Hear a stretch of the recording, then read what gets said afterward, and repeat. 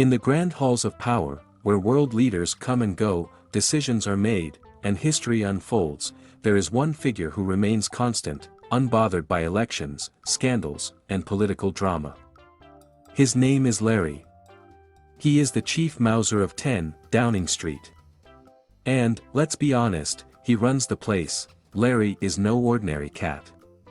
While other felines might be content lounging in a sunbeam or batting at a toy mouse, Larry has a far greater calling.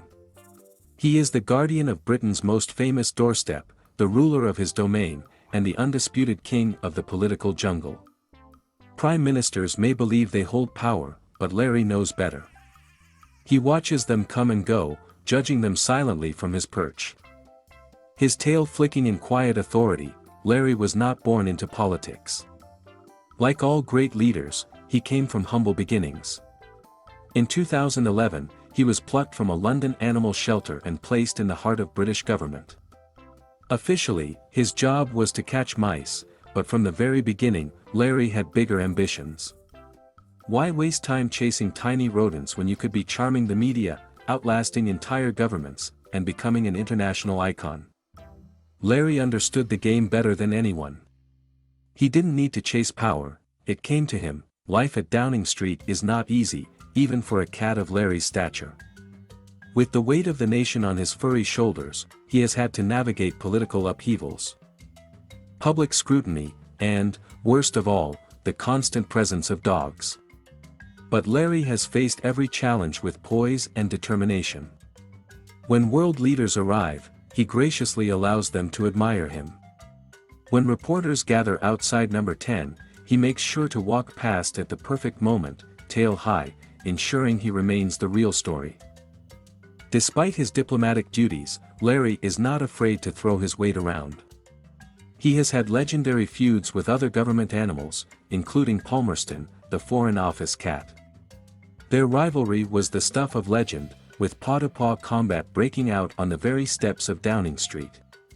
Larry, of course, emerged victorious, proving once and for all that he was not to be trifled with. But Larry is not just a fierce warrior, he is also a cat of the people. He understands that a nation needs a leader who can both command respect and provide entertainment. Whether it's refusing to come inside when called, sleeping in front of the Prime Minister's office, or staring down important guests with his signature look of mild disappointment. Larry keeps everyone on their toes, and then there is the matter of his naps. Larry, like all great statesmen, knows the value of rest. He can often be found stretched out in the sun, contemplating the affairs of the day, deciding which world leader to ignore next. His ability to sleep through political turmoil is nothing short of inspiring. Years have passed, prime ministers have risen and fallen, but Larry remains. He has seen it all. The scandals, the resignations, the unexpected election results, none of it phases him. The only thing that truly concerns him is whether dinner will be served on time. And, honestly, isn't that the mark of a true leader? Larry may not speak, may not hold office, and may not sign important documents, but he is, without question, the heart and soul of Downing Street.